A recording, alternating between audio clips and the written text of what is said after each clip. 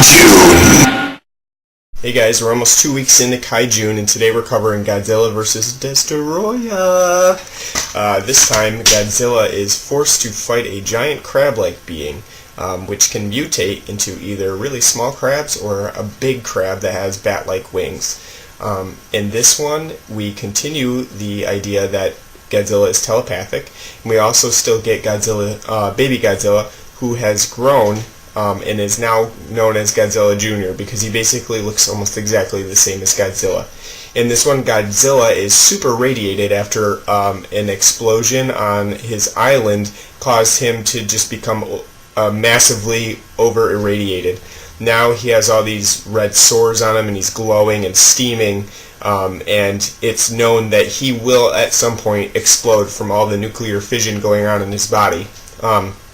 Unfortunately for him, that means he will die from it, from overheating, but also it means that the entire Earth will explode along with him. So there's a big idea here that not only is Godzilla destructive, but he's going to take down the entire fucking Earth with him. But this time he's also got to battle Destoroyah.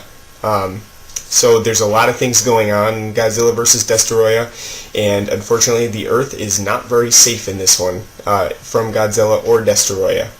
When we start out, we know that some of our main characters are coming back, like Miki. Miki's back again. She's part of the G-Force, which is designed to stop Godzilla, and she has the telepathic power to communicate with him. So she's back. We get Kenkichi, something, however you say it, who is a college student who creates a thesis on Godzilla, and everyone kind of disregards it, even G-Force, but some people do agree that he has some points made in there. So he becomes a member of G-Force, recruited, basically. Then there is his sister, Yukari, who's a reporter. She's busy interviewing a man named Dr. KaiJune, who has created the oxygen destroyer. That was used in the first Godzilla film to kill the Godzilla, the original Godzilla. So it harkens back to the events 40 years prior to this film, which is actually pretty ingenious. The oxygen destroyer is pretty cool. It creates mini oxygen, which can be used for all kinds of useful things, like mini oxygen tanks for divers, and other things that you could really get some use out of scientifically. The only problem is there might be some side effects, and they find out firsthand that there are. That's where Destoroyah comes in, and it creates these mini crab-like creatures from the Precambrian period who grow in size because of the mini oxygen in their bodies. And then first they become about human-sized or a little larger, and there's about 4 or 5 of them that crawl around in the subways and the tunnels around Tokyo. But unfortunately they grow bigger. They can actually combine together to form one giant crab-like being that can fly, known as Destoroyah, because of the oxygen destroyer that created it. So Destoroyah comes and he starts to level the city, and unfortunately they don't really have the help of Godzilla because he's busy exploding inside. But baby Godzilla, who is now basically the Godzilla lookalike, and they call him Godzilla Jr., is able to at least lure Destoroyah into the city to fight him a little bit. Now, if you remember from the other films like Mecha Godzilla and Space Godzilla, Godzilla Jr. is not really a fighter. He is not really a danger to the people, or at least he wasn't when he was smaller. This time he's a lot bigger and he's a lot more destructive to the city, but it's not intentional. He's trying to fight off Destoroyah, who has a lot of very difficult moves for him to fend off. Destoroyah can shoot laser beams from his mouth. He has a tail that he can swing people around with and drag. He can fly, which baby Godzilla cannot do, and he also can inject the monsters with mini oxygen, which actually dissolves them from the inside, as we see in the film prior to that with a bunch of fish in a fish tank. They start to dissolve from the inside out, leaving just their skeletons. It's a pretty nasty way to go. So obviously Godzilla Jr. does not want to go out that way. While he's not a fighter, he definitely learns how to maneuver around Destoroyah. kicking him off of him and sending him flying into a bunch of buildings. Unfortunately, Godzilla Jr. doesn't seem to make it. Destoroyah kills him, and he's left on the ground while Godzilla comes for him.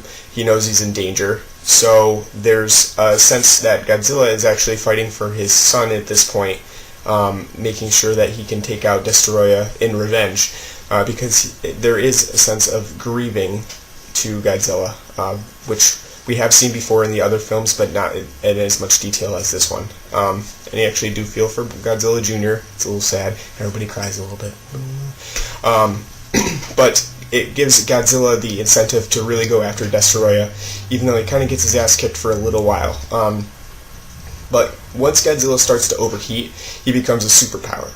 There's his approach to fighting gets a little bit more intense. He shoots out more intense lasers and fireballs from his mouth, and the heat inside of him actually causes him to start to melt down, and it looks pretty nasty to go out that way. The G-Force tries to help out in any way as possible by using cryogenic weapons that actually freeze both Destoroyah and Godzilla. And Destoroyah actually goes down because of the cryogenic weapons. They shoot him in midair, and he kind of dissolves into cryogenic ice, where it kind of takes him out. So he's out of the question at the end of the film. But what happens is they really need to cool Godzilla down before his nuclear reaction just explodes and takes the Earth out with it. So their cryogenic weapons and their Super X-3 helicopter, jet plane, whatever it is actually leveled on Godzilla, shooting him with the cryogenic weapons. The tanks below are also shooting with cryogenic weapons, and they're trying to cool him down as much as possible to make the nuclear reaction smaller. Well, it does seem to work. Godzilla just kind of melts down into a skeleton and falls apart. But that means that they're left with no giant monster to protect them from the next nuclear monster that comes their way. Because they have created so many problems in the past with their scientific reactions. Even Yukari says that maybe it is part of their making amends to the giant monsters, because they have created them and then they're left to destroy them.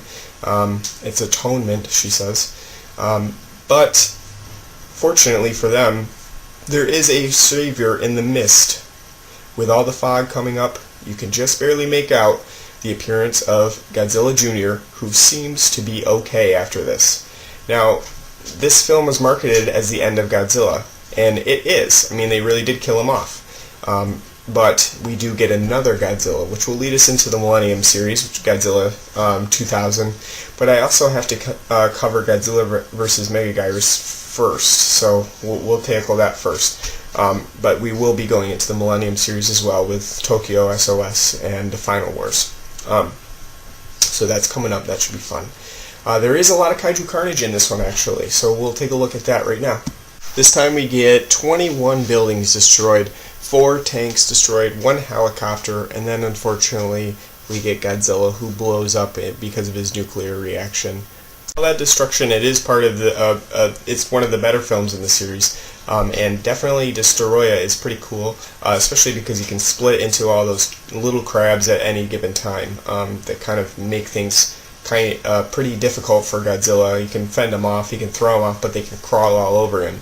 And there's also a sequence right in the beginning of the film, before we actually meet Destoroyah, where all those crabs are in an aquarium setting in the subway, and the army is trying to go in and vanquish them. But it sort of resembles a more traditional creature feature rather than a kaiju, in that the monsters are hidden. We have protagonists trying to go in, and they're hearing all these sounds, but they're not sure where they're coming from. So that's a pretty fun sequence in this film. There's a lot of fighting, but I do like how in Godzilla vs. Destoroyah, we do get to see more than just the fighting. We get to see the science behind it. We get to see some of the other people, like Dr. KaiJune, who explains his oxygen Destoroyah, and we also get to see one of the original cast members from Godzilla, especially because they do kind of flash back to that sequence early on. They use some stock footage from that early film, and they also put that into the credits as well, along with some of the footage from Godzilla vs. Destoroyah. So it's kind of a fun thing. You get to see the original Godzilla, and you get to see one of the cast members. So they definitely went all out on this one. And it's I do like Destoroyah's design. I think it's probably one of the better monsters in the series. They do a good job with him, and they actually use a lot of smart technology, even though the mini oxygen thing kind of doesn't make sense. They try to scientifically explain it, so that's always a plus in my book for the film. So definitely check this one out. It's one of the better Godzilla films, especially because we're getting into the better special effects here. This was in 1995, so a lot better effects in this film. It's definitely worth a check out. So give it a watch. I just gave away the ultraviolet copy that I have of it with the code, so that's gone, but I will be giving away the other one soon. And don't forget to enter the Gamera Ultimate Collection giveaway. Just got to put your email and name into the newsletter sign up, and you are entered to win those 2 Blu-ray copies. Only one can win, unfortunately, but I'd love to give all of it away to you. But I will be giving the other ultraviolet codes away, so keep checking on that on the Facebook page, and keep checking back for more KaiJune. Thanks for watching.